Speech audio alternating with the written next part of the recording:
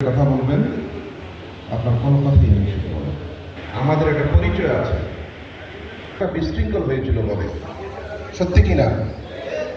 আপনার অধিকার আপনি হারিয়েছিলেন, আপনি কথা বলতে পারতেন না। আজকে কথা বলার অধিকার আপনার। কেমন?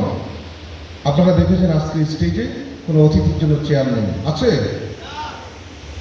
আজকে অতিথি কারা?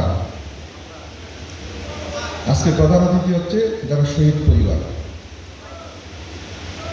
আজকে বিশেষ অতিথি হচ্ছে যারা জুলাই যোদ্ধা।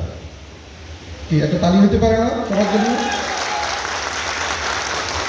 আর আমরা যারা আয়োজন করেছি সরকারের পক্ষ থেকে, মাননীয় প্রধানমন্ত্রীর পক্ষ থেকে, গণপ্রজাতন্ত্রী বাংলাদেশ সরকারের পক্ষ থেকে, এখানে সংসদ সদস্যবৃন্দ আছেন, পুলিশের এসপি মহোদয় আছেন, পুলিশের কমিশনারের প্রতিনিধি মহোদয় ছিলেন, আমাদের কর্মকর্তারা আছেন।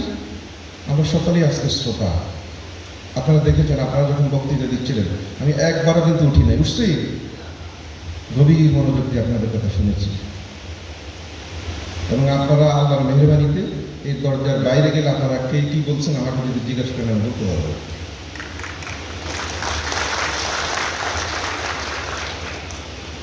আমি আপনাদের কথা নোট নিয়েছি। আমি নিজেও এই দেশ ছেড়ে চলে গিয়েছিলাম, আপনারা অনেকেই জানেন, বাধ্য হয়েছিলাম। মার্কিন যুক্তরাষ্ট্র আমাকে এবং আমার বউকে আশ্রয় দিয়েছিল স্কলারশিপ দিয়ে। 2018-তে নির্বাচনের আগে এখন যিনি মাননীয় প্রধানমন্ত্রী, তিনি অগাস্ট মাসে আমাকে লন্ডনে ডেকেছিলেন ইলেকশন পূর্ব থেকে কথা বলার জন্য। উনি আমাকে বলেছিলেন যে তোমরা সবাই যদি দেশ ছেড়ে দাও তাহলে দেশটা কাকি দিয়ে চালাবো আমি।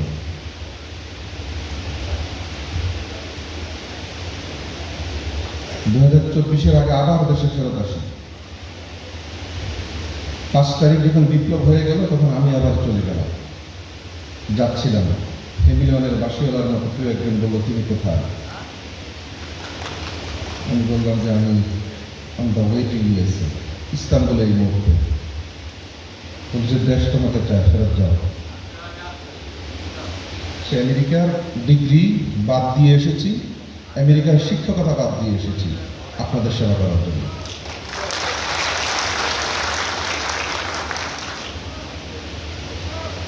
আপনারা যদি সেবা নিতে পারেন আমাকে 24 ঘন্টা পাবেন।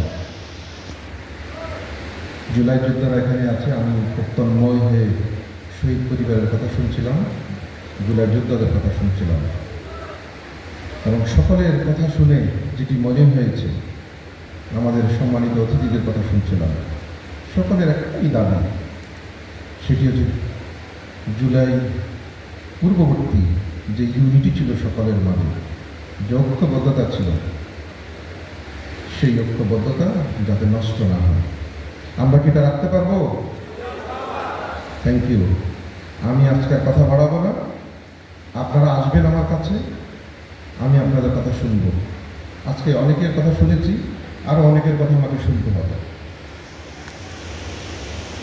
কেউ কেউ হয়তো এখানে জানেন ধানমন্ডি নগরে যেখান থেকে নাহি আসিফ অ্যারেস্ট হয়েছিল, তার কিছুক্ষণ আগে সেখানে আনিয়েছিলাম।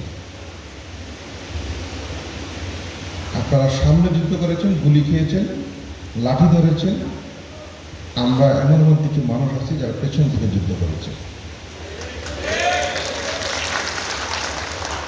অসংখ্য মানুষ আছে, অসংখ্য কর্মকর্তা আছে যাদেরকে হয়তো আপনারা চিনেন না, দেখেননি। পুলিশের অনেক বড় বড় কর্মকর্তা গোপনে তথ্যটা দিয়েছে। সরকারের অনেক গুরুত্বপূর্ণ ব্যক্তি বলেছে এই রুটটা এইভাবে করতে হবে, 6 তারিখ না করে 5 তারিখ করতে হবে। আসমান থেকে আসে নাই, কারো না কারো মাথা থেকে আসছে। পুলিশ গুলি করে, পুলিশ কয়দিন টিকবে এই গুলি দিয়ে, এমিশন দিয়ে, সে হিসাব ক্যালকুলেট করে কোন এক জায়গা থেকে বের করা হয়েছে। পুলিশ কতদিন পর্যন্ত ফাইট করে টিকে থাকতে পারবে তার একেবারে অঙ্কের হিসাব করে। আপনারা কেউ কেউ যদি মিডিয়া দেখেন, মিডিয়াতে দেখেছেন, সে হিসাব বের করে বলা হয়েছে 4 তারিখ না 6 তারিখ না, এটা 5 তারিখ হবে। জানেন আপনারা? জানেন এইসব ইতিহাস। আমাদের মাননীয় সংসদ সদস্য রাজিবুর এক তিনি বলেছেন, আমাদের সম্মানিত সংসদ সদস্য তরুণ সংসদ জনাব সালাউদ্দিন আইয়ুবী তিনিও বলেছেন, আমাদের সম্মানিত অতিথিরা বলেছেন, আমরা আপনাদের সাথে কাজ করতে চাই। কেন জানেন? একটা গান আছে না, সারা বিশ্বের বিষয়, শেষ লাইনটা কি? তুমি আমার অহংকার। এই অহংকারটাকে আমাকে বিসর্জন দেব, এটাকে একেবারে সমুন্নত করব, সেজন্য আমরা কাজ করতে চাই। আজকের এই আয়োজনে আপনারা কষ্ট করে